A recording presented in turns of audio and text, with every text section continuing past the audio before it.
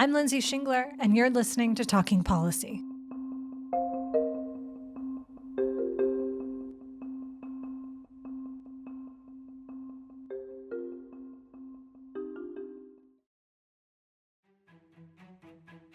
Three years have passed since Russia's full-scale invasion of Ukraine, which has brought devastation to Eastern Europe and economic and political fallout around the world. A year ago on Talking Policy, we brought together a group of experts to reflect on the origins and trajectory of the conflict and to mark its second anniversary.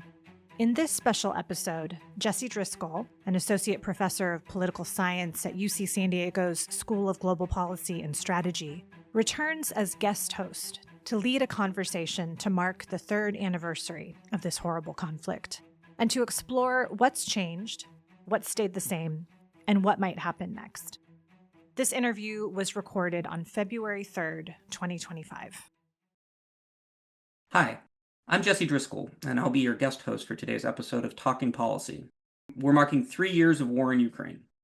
I'm joined by Paul D'Anieri, a professor of political science and public policy at the University of California, Riverside. He's the author of Ukraine and Russia, From Civilized Divorce to Uncivil War. I'm also joined by Jess Peake, the assistant director of the Promise Institute for Human Rights and the director of the International and Comparative Law program at the UCLA School of Law. Also, a recent Pulitzer Prize nominee for her article War Crimes by Any Name for Los Angeles Lawyer. Together, we'll discuss what's kept this war going, how its global impacts continue to evolve, and what might bring this deadly conflict to an end. So, let's start off at 30,000 feet. And let's start with you, Paul. Where are we now in the conflict, and how is this different from where you thought we'd be when we spoke a year ago? Yeah, I don't think we're in too much of a different place than we would have expected a year ago, in that it continues to be a war of attrition, a war that is driving a bargaining process that's, of course, not a formal bargaining process, but both sides trying to position themselves for what are anticipated to be peace talks in the future. Russia is taking territory slowly but surely, and Ukraine is suffering casualties and losing territory. Russia is also suffering casualties. And so there's kind of this contest right now, as there has been since the war started, about how much territory can you get and what is it going to cost you? Jess, anything you want to add to that? Yeah, so I guess when we spoke a year ago, I think I was talking about the different strands of legal strategy that Ukraine was waging against Russia in various international fora, and there was a lot of hope for what was going to come out of that. And unfortunately, the cases have not quite gone the way that many observers had hoped that they would.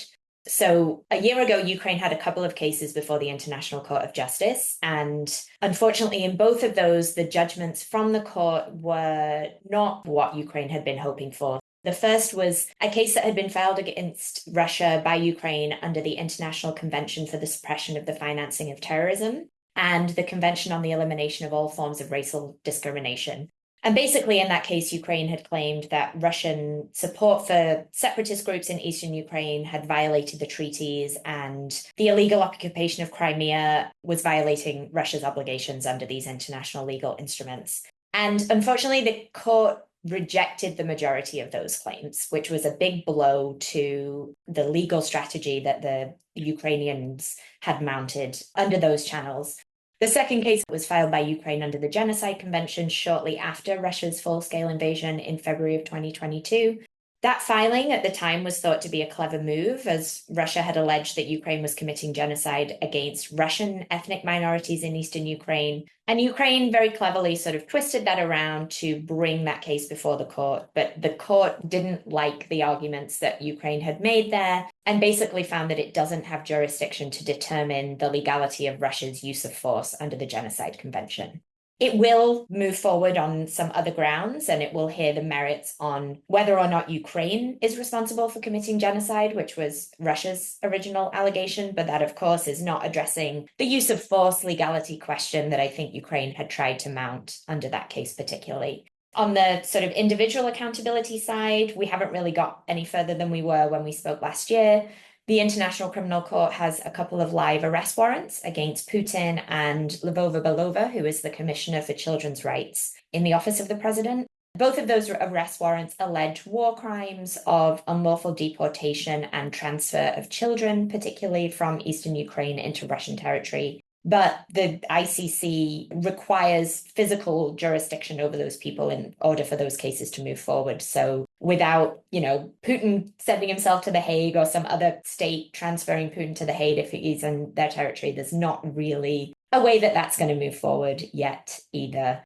I think we spoke a little bit last year too about the special tribunal for aggression that a number of states were trying to get behind. That's kind of in the same position too. There's still a lot of talk. There's not a lot of movement. There has been a bright spot from the European Court of Human Rights that issued a judgment about the first case that Ukraine brought against Russia, which concerns the repression of Ukrainians and activists in Crimea since 2014. That was a very strong victory for Ukraine. The court found multiple human rights violations, but overall, the legal strategy is a little bit stuck, I would say. The ICJ didn't do what Ukraine had hoped it would do. The ICC can't move forward. The Special Tribunal for Aggression is mired up in domestic politics of other states, I think. And so, the question of when and how will accountability be found for the war crimes committed in Ukraine is still a very open question. Yeah, I think that the metaphor of being stuck also applies to the battlefield situation. I mean, in political science, we tend to say that for there to be a lasting conflict resolution, you need one of three conditions to hold.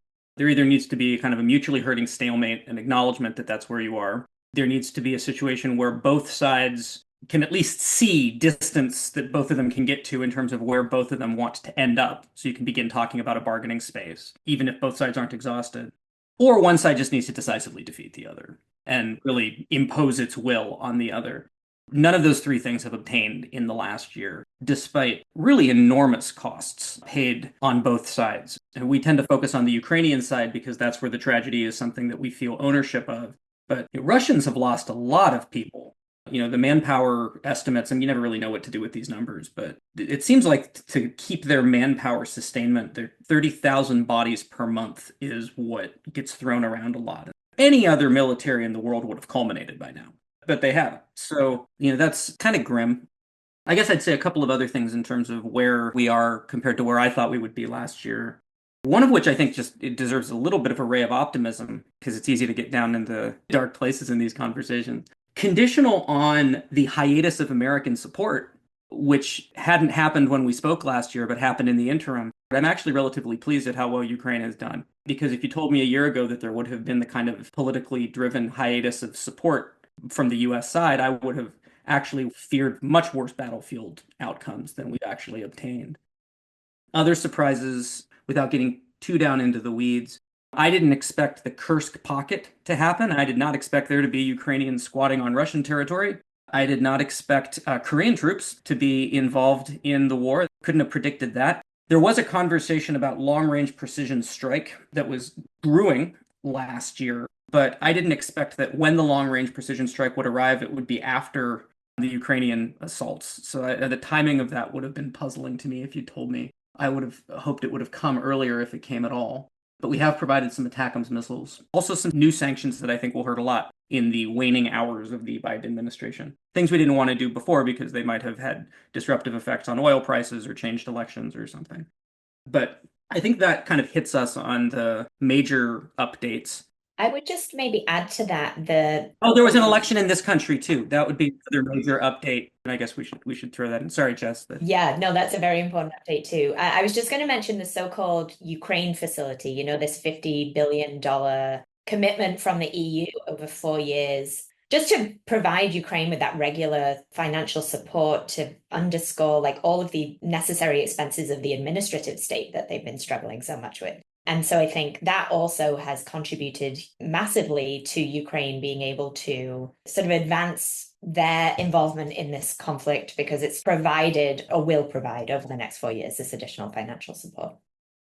To bring it back to Paul, let's dig in on the North Korea angle. I mean, this is, I think it's safe to say, one facet that was genuinely unexpected as a development over the last year that was just not on anybody's radar. So how do we interpret that? Well, I am of two minds about how to interpret that. I mean, it's fairly shocking that it happened, although it's just long ago enough now that I've sort of have built it into my understanding of the conflict. It's fairly shocking that it happened. No, as you said, nobody saw this coming.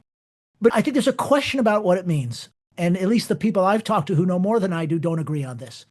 One interpretation is it means the Russians are really running up against it in terms of conscripting more soldiers at the prices they're willing to pay to go and do this dirty work. And there's another interpretation says, no, it's not about that at all. And as you pointed out, there are not too many signs of the Russian offensive culminating. I do have this question. Okay, now that the North Koreans seem to have really taken it on the chin in Kursk, how long can Russia keep up this attrition of its soldiers? These guys have to be trained, they have to be equipped, they have to be recruited and motivated. So I think that's one of the huge questions for the next year. And as far as what does it mean? On the bigger picture about what this conflict means for the world, the dynamics between China, North Korea, Russia are really shifting in ways that I'm not sure I'm expert enough to comment on, other than to recognize that it's happening and we need to think about it.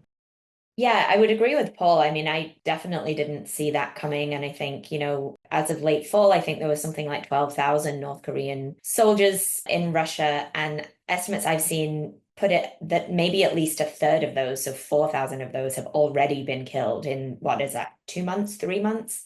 And then I've seen reporting in the past couple of days too, suggesting that those North Korean troops have really pulled back from the front line after those heavy losses. So I think it's a question of what is going on internally? How are they regrouping and thinking about this strategically? I mean, from my perspective, I think it actually shows desperation of Putin that he requested these North Korean troops to come in. I think it clearly underscores that the heavy civilian casualty losses of the Russian people are really beginning to take a toll on society, and that he's really struggling with that recruitment. And so I actually do think it maybe underscores a weakness at this point. Yeah. So just to give the glass half empty to counter your glass half full, just so that our listeners out there can hear it, the counterpoint I think is strong, which is that if the Ukrainians had an ally that was willing to send them 12,000 boots on the ground, the Ukrainians would be very grateful to have those boots on the ground. So, it might actually be signaling something about Ukrainian isolation. And in a strange way, I mean, we think that 12,000 soldiers sounds like a lot, and to a European army, it actually does. But North Koreans have well more than 12,000 where that came from, and so we're not really sure what the pipeline's going to look like. Now, they haven't gone from Kursk engagements into Ukraine yet, and I think that might be part of a calculation by Russian leadership that once there are World War III type coalition versus coalitions of armies in Ukraine, that might be something that they don't want. But as long as it can be cast kind of as a police action, maybe there's more troops where that came from. I think the other thing worth saying, I tend to think that the North Korean angle has much more of a psyops dimension to it than oftentimes gets appreciated. Americans have enjoyed compartmentalizing the Ukraine conflict as kind of a European problem or a EUCOM problem. And you can't do that when all of a sudden you're thinking about every Korea kinetic contingency wrapped up in the Ukraine war. And it may well be that at some point in the Trump administration, there will be kinetic things on the Korean peninsula on the table, and we will then have to wonder about Russia in outer space, what technologies were transferred to North Korea in exchange for these troops, what promises were made. We know what the North Koreans say about the security assurance that was signed, but what do the Russians actually interpret their obligations to be? And all of this is kind of a horizontal escalation of the conflict. In America, we tend to think that it's all about us, and it feels that way right now. But for Ukrainians, of course, aid from the West and aid from the United States matters, but nothing magically changed on their battlefield just because things changed in American politics. The fundamentals of a war of attrition, the way Paul described it, have been clear for months, maybe years. So Ukrainians are watching American politics carefully, obviously, but let's talk a little bit about Ukrainian domestic politics. What has changed in Ukrainian domestic politics over the course of the last year? I think a couple of things have changed that are significant. One is the popularity of President Zelensky is slowly heading back down towards where it was before the war started. And I think Zelensky is at this point much more popular in the West than he is in Ukraine right now. And it's not that he's done anything in particular. It's that, and this is the second big point, the Ukrainian people are increasingly tired of this war. Many of them individually are traumatized. They're exhausted in many different ways. And so the tolerance among the Ukrainian people for a settlement in which Ukraine does not immediately regain its 2014 borders has gone up significantly. More and more Ukrainians are getting to the position where they would say, we'll give up the territory or we'll give up some territory if we get real security guarantees. Now, whether that deal is going to be available to them, I'm fairly skeptical about, but that's the big change, I would say, in Ukrainian domestic politics.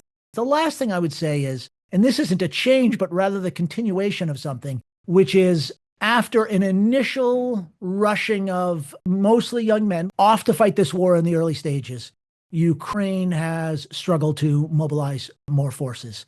So that's an issue as well. And of course, the Russians are watching this very carefully. And I just want to tie that back to the fact that we've had an election in the United States. Morale is important in war. Expectations are really important in war, right? Nobody wants to be the last person to die for a losing cause. And so one of the important things about the US election is it's raised this question about what the United States is going to do now. And to the extent that the Ukrainians are confident that the United States and the West will continue to support them, it will be easier for them to recruit, mobilize, motivate, and keep on the lines their forces. To the extent that they're going to lose that support, it becomes much harder to do those things. And that is one of the major imports, I think, of our US election. It's increased uncertainty on all sides about what's actually going to happen with US policy.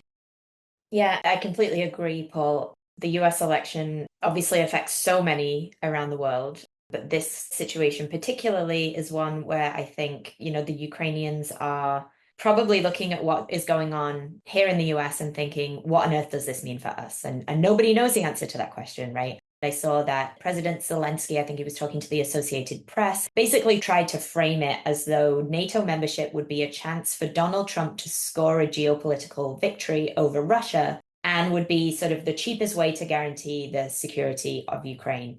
And I mean, I assume what he means by that is if Trump can pull off some kind of ceasefire peace agreement that includes NATO membership for Ukraine, then it will be a signal that the United States decides who is in NATO or not, rather than Russia sort of pulling those strings, as it were.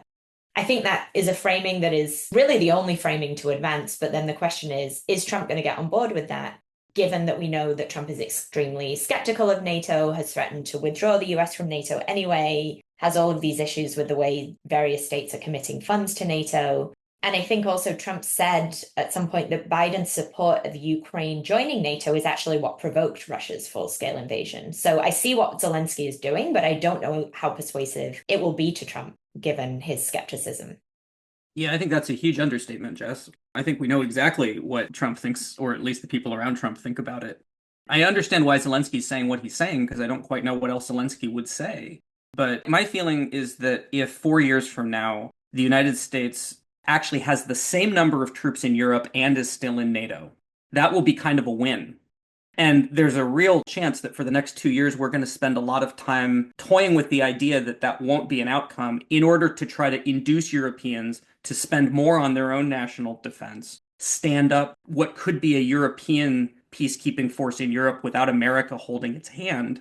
And the way that the Trump administration tactically is going to try to make that happen is threatening to blow up the post-World War II European security architecture. And so I don't know how you can keep those two conversations going without the cognitive dissonance just overwhelming you. And I could be wrong about that. I really could. But if you look at what it would take for Americans to be the backbone of a security force in Ukraine, the idea that we would put more troops into Europe in order to secure Ukraine is, I think, just a non-starter. But I did want to just push back on the optimism embedded in your answer, because I think a lot of Ukrainians are on hopium when it comes to the NATO conversation at this point. This has been true of Ukrainian politics as long as I have been studying them, right? And so by that, I mean since the early 1990s, since independence. Their security strategy has always depended on a hope that the Russians would leave them alone and just get used to the idea of an independent Ukraine, which in the 90s seemed to be happening. Actually, I think in the 90s was happening. And this was idealism. It was this idea that, well, of course, the Americans and the Europeans understand that Ukraine is trying to be democratic, understand the dangers of Russia. They will never let this happen. And I can tell you, I had a lot of conversations with people over many, many years saying, don't bet all your money on the righteousness of the Europeans or the Americans. But for very many reasons about Ukrainian domestic politics, it was always easier to do that than to face some of the issues. The spending it would have taken to get prepared, the reform of the military it would have taken, and frankly, their sense of their own security dilemma, which is that if they started building up their military, the Russians would invade sooner rather than later.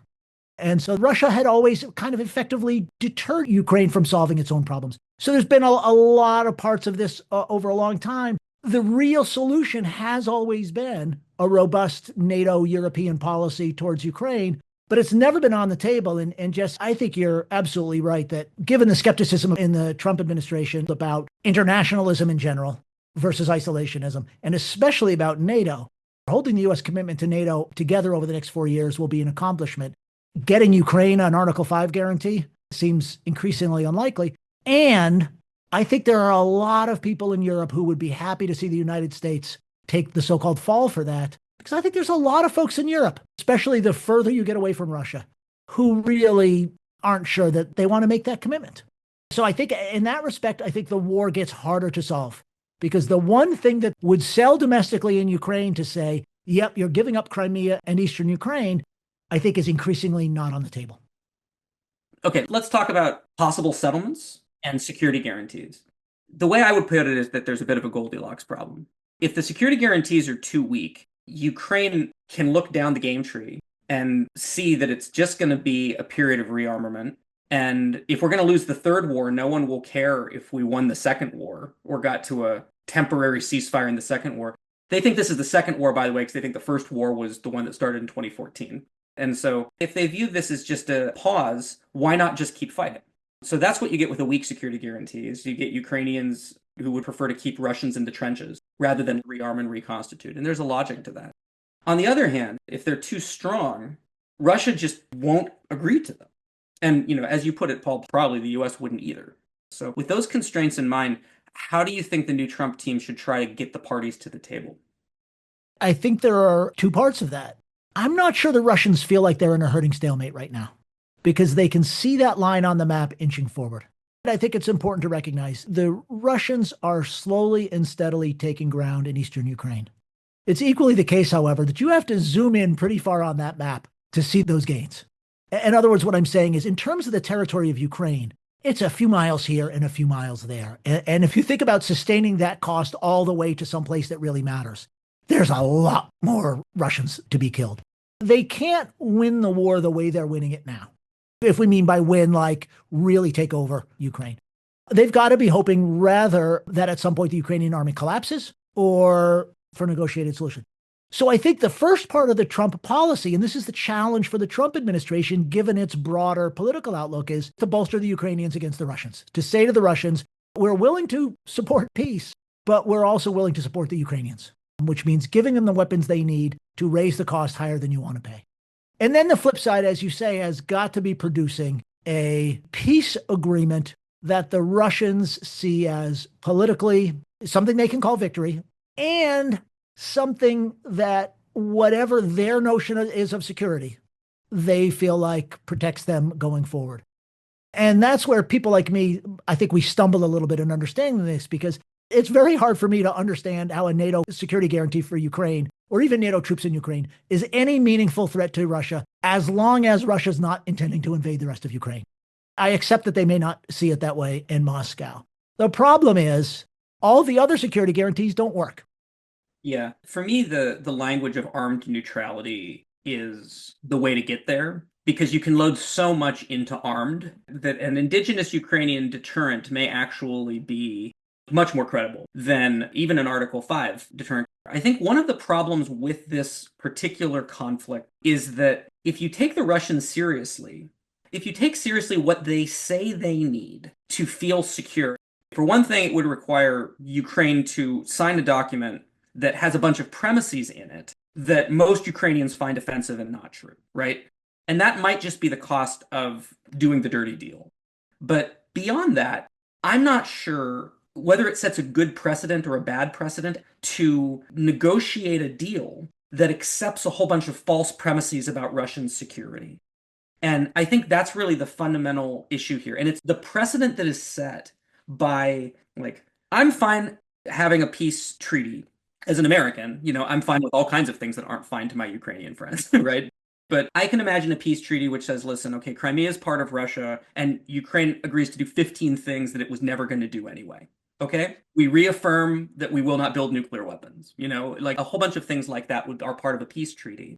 But the argument against that I take seriously, is that that might get the precedent wrong for aggressors in other parts of the world who find that they can back their way into a peace treaty that ends up back validating a whole bunch of disinformation on the way in. And that's a hard one for me, because there's no two ways about it. The Russians lied about a lot of things and will continue to lie about a lot of things if it serves their purpose, acting as if their people are under threat of genocide. That's not something to be played around with. But I know that that is something that will be demanded as part of a treaty, because that's the way you get regime change in Kyiv. No, I think you're absolutely right. Russia is 11 time zones across. It's the biggest country in the world. The idea that it needs to seize more territory in order to be secure is, on the face of it, it's ludicrous. And what it means is there will never be peace between any two countries in the world, right? If a country that's 11 time zones across can't be secure in the territory that it has. All right. Well, this has been a great conversation, and we could keep doing this for another hour. And my hunch is that a year from now, we'll be back to do it for another hour. Last question for either of you. If you were going to be optimistic about the best case scenario for the conflict 1 year from now, if we meet back up again in a year, where would you hope that we are, and why? I'm going to, again, come at this from the sort of lawyer accountability perspective. I think a best case scenario is a year from now, we have a special tribunal for aggression established for Ukraine, and we see some efforts at accountability moving forward to hold the most senior leaders, so Putin and others, responsible or accountable for the mass war crimes and crimes against humanity and human rights violations that have been held on the ground. Now, does that lead to an end to a conflict? Probably not. But I think it's a very powerful signal to Putin and others in his position that these types of activities cannot proceed with impunity.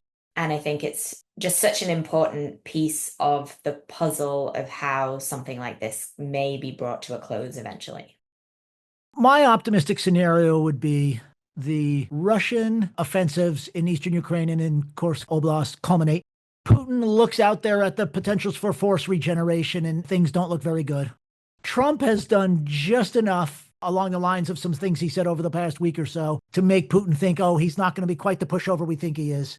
To get Putin to the point where he says, okay, maybe it's time to declare victory and negotiate a deal. My optimistic view of the deal, and my Ukrainian friends will be appalled to hear me say this, is the territory is probably going to remain more or less where the troops are now, except that Ukraine would have to evacuate Kursk Oblast. Ukraine does not get a short or automatic path towards NATO membership, and maybe even gets that taken off the table. But EU membership is left on the table, and lots of folks in Western Europe say all the right things to Ukraine about how they're going to help them secure their territory in the future. That's, I think, the best we're likely to do. But I agree with you. There's a lot of people talking like this war is going to end in the next 6 to 12 months. A lot of Americans. I'm no more optimistic about that than you seem to be, Jesse, when you say that we'll do this again next year this time. As we said last year, in the long term, a great deal about how this conflict is ultimately going to be resolved depends on Russia changing somehow. And the truth is, only Russians can change Russia. In the short term, when it comes to external security guarantees for Ukraine and some sort of ceasefire, the devil's going to be in the details. Who's obligated to do what, under what circumstances? What does the planning for contingencies mean? And who's going to actually foot the bill? A wide coalition of liberal and realist communities with equities in Ukraine will continue watching the details closely.